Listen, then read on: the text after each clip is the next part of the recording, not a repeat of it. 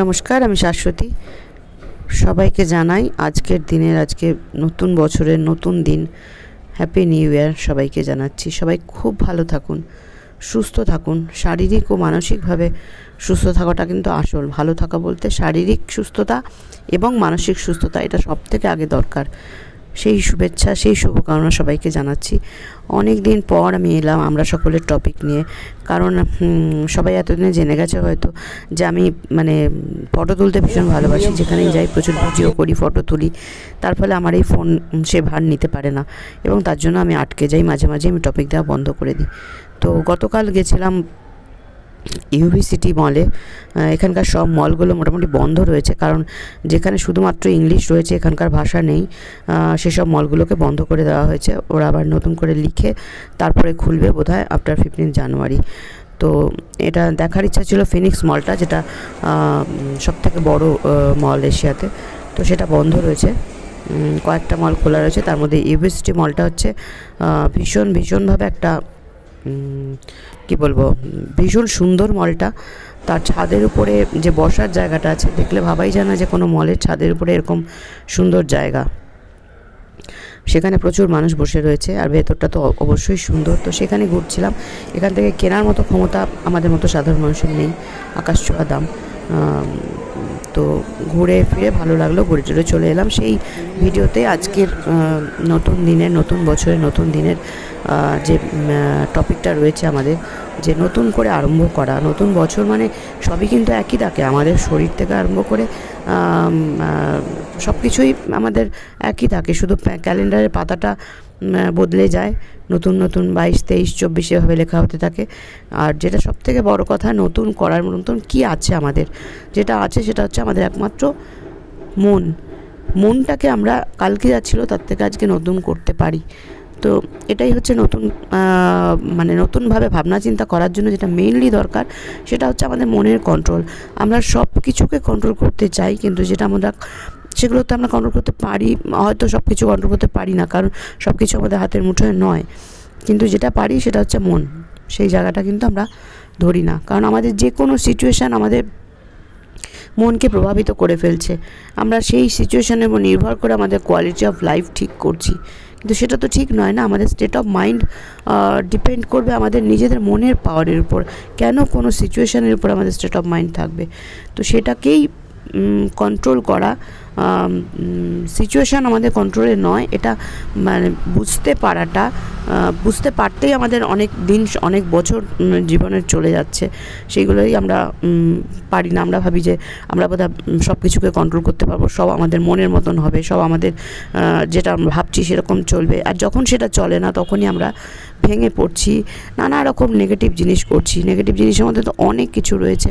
সেখানে রয়েছে আমাদের কমপ্লেনিং রয়েছে, আমাদের ভয় রয়েছে, আমাদের স্ট্রেস রয়েছে, টেনশন রয়েছে, জেলাসি রয়েছে, ক্রিটিসিজম রয়েছে, আরও কী না আছে, অ্যাঙ্গার রয়েছে, অনেক কিছু রয়েছে। তো সেইটা না করে সবথেকে বড় দরকার আমাদের থট, আমাদের কন্ট্রোলে, সেটাকে কন্ট্রোল করাটাই মেন দরকার। আজকে যদি বলি, আমরা প্রত্যেক বছর অনেক রকম রেজলিউশন নিই, তো যে আমরা এটা করব না, ওটা করব না, কিন্তু এখন কিন্তু আর সেই সময়টা নেই যে এটা করব না, ওটা করব না। আজকে এটার পেছনে টাইম দিচ্ছি, কালকে ওটার পেছনে টাইম দিচ্ছি। কারণ আজকে চারিদিকের যা পরিস্থিতি, যা সিচুয়েশান বাইরের পৃথিবীর, প্রচণ্ডভাবে নেগেটিভ হয়ে গেছে। মানুষের স্বভাব, মানুষের ব্যবহার এনভায়রনমেন্টকে একদম ডাউন করে দিচ্ছে। বললাম না, সেই সব কেন ডাউন হচ্ছে? কারণ সেখানে আমাদের মিশে রয়েছে stress, tension, jealousy, complaining, fear, criticism, anger, everything, hatred, সব কিছু। তো আমরা শান্তি, ভালোবাসা, আনন্দ অন্য কোথা থেকে সবসময় খোঁজার চেষ্টা করছি। এটা কিন্তু আমরা কখনো ভাবছি না যে কেন আমাদের মধ্যে জিনিসটা থাকার কথা, যেটা ইনবিল্ট। ওই বাড়িটা দেখাচ্ছে, ওই বাড়িটা একজন বিশেষ মানুষের বাড়ি, নাম করতে পারছি না এখানে আমি। যারা চেনেন তারা চিনবেন। ওপরে পেন্ট হাউস এবং উপরে হেলিপ্যাড আছে। এখন সেই মানুষটি নেই, এটা গৃহীত হয়েছে অন্যভাবে বাড়িটা।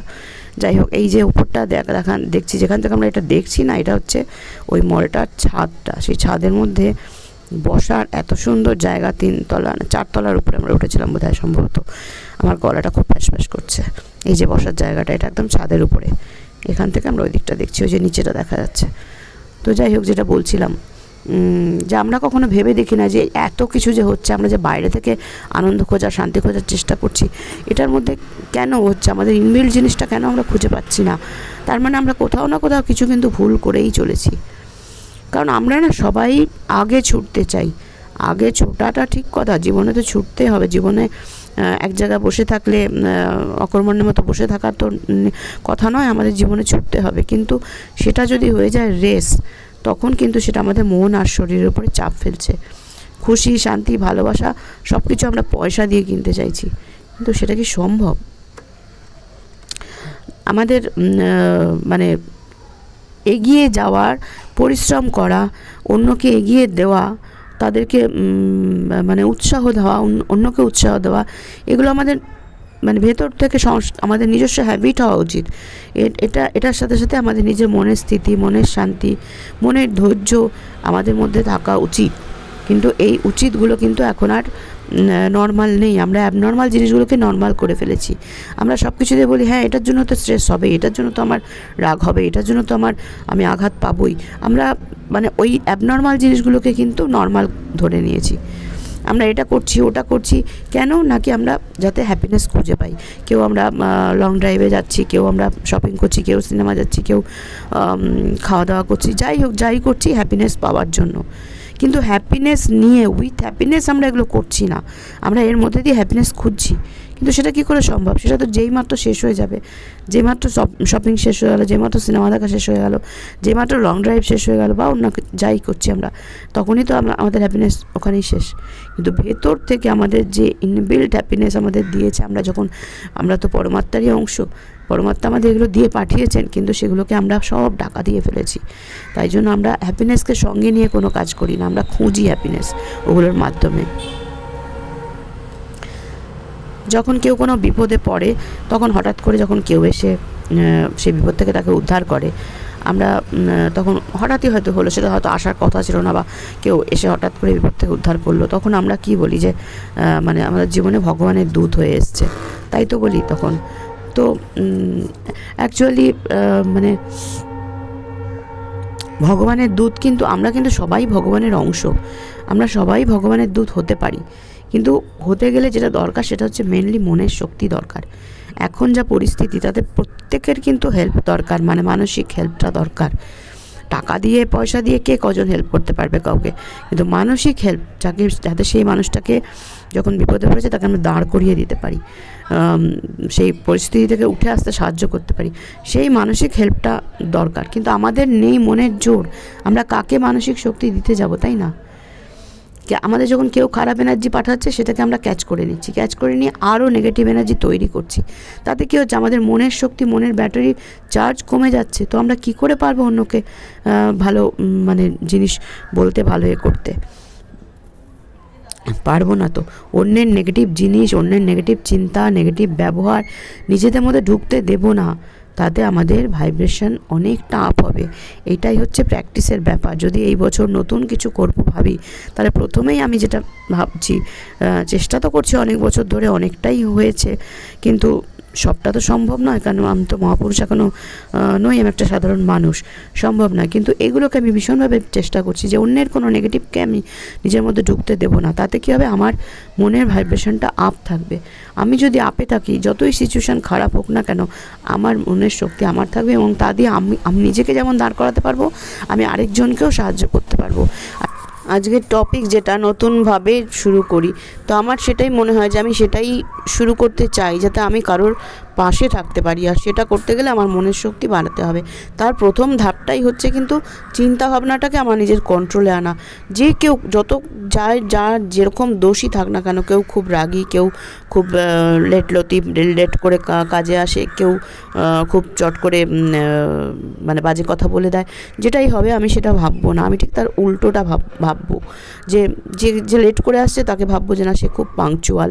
যে খুব রাগারাগি করে তাকে ভাববো সে খুব শান্ত মানুষ। মানে এগুলো লোকে বলবে যে এটা আবার ভাবা যায় নাকি, তো পাগলের কথা। কিন্তু এটাই ল অফ অ্যাট্রাকশান। আমি যদি এটা ভাবি, তো আস্তে আস্তে দিনে দিনে কিন্তু সেটা হবে।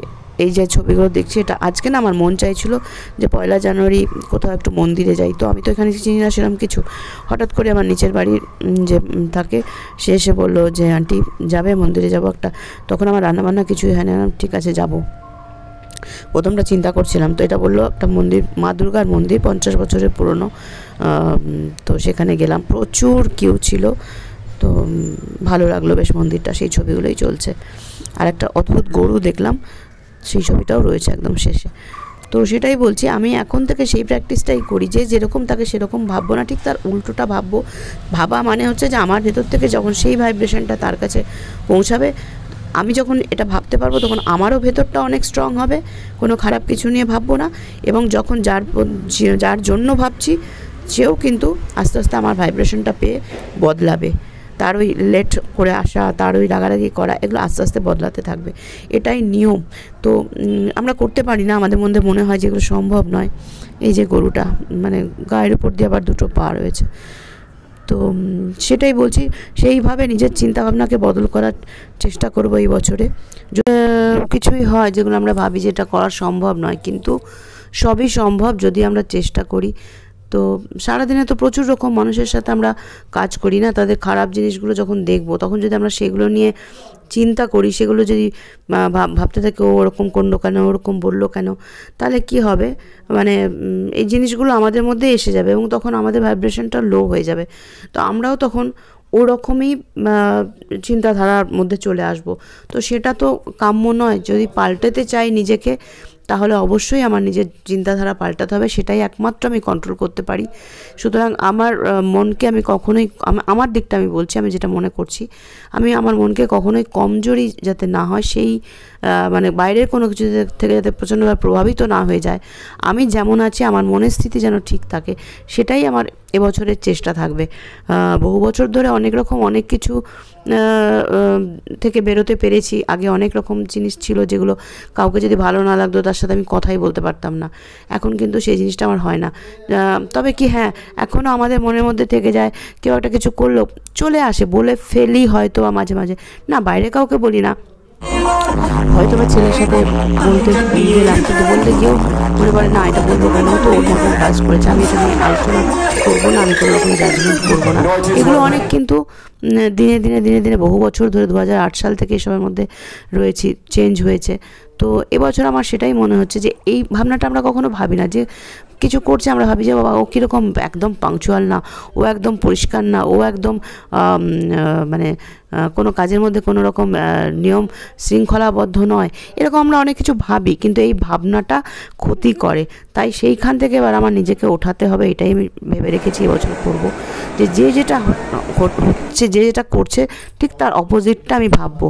চারিদিকে অনেক কিছু হচ্ছে, অনেক কিছু করার আছে, যে দুঃখে আছে তাকেও যেমন শক্তি দিতে হবে, যার কারণে সে দুঃখ পাচ্ছে তাকেও আমার শক্তি দিতে হবে।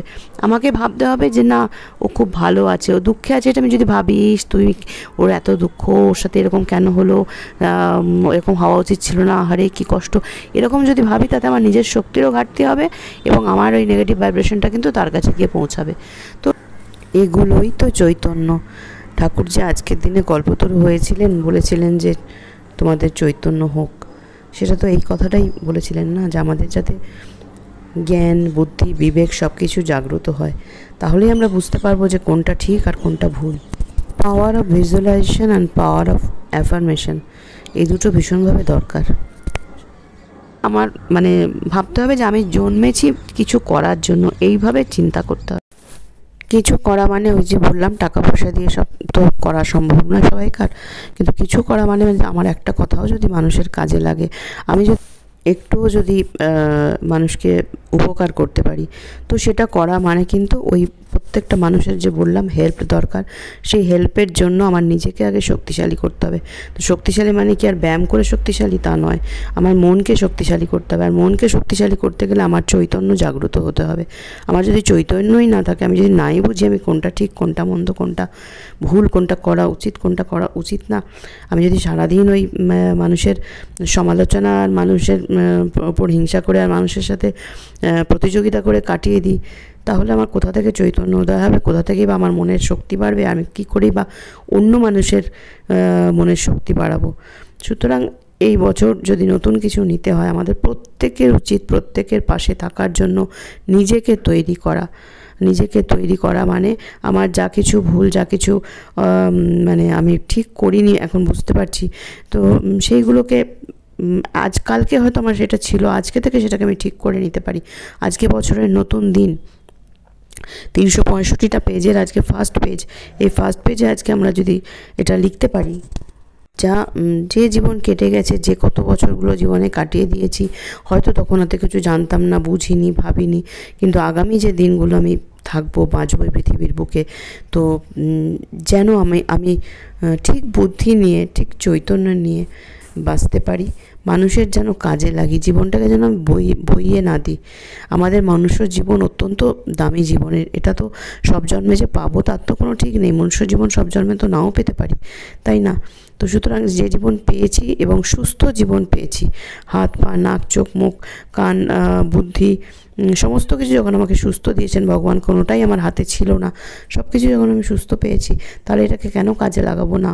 আর কাজে লাগাতে গেলে ওই প্রত্যেকটি মুহূর্তে বুঝে চলবো যে আমি যেটা করছি সেটা ঠিক করছি তো। আমার কি কাউকে জাজ করার কোনো ক্ষমতা আছে? আমি যে ওই মানুষটাকে বলছি খারাপ, তো আমার নিজের খারাপ কি আছে সেটা তো আমি দেখছি না, নিজের দিকে তো একটা আঙুল দিতে হবে, তাই না? আমার মধ্যে কোনো খারাপ নেই, আমি একদম শুদ্ধ, আমি সব মানুষের ভুল ধরে বেড়াচ্ছি, এটা কি কখনো হতে পারে? হতে পারে না। তাই আজ থেকে আমরা সেই চেষ্টায় থাকি না যেন একটু হলেও মানুষের কাজে লাগতে পারি, নতুনভাবে জীবন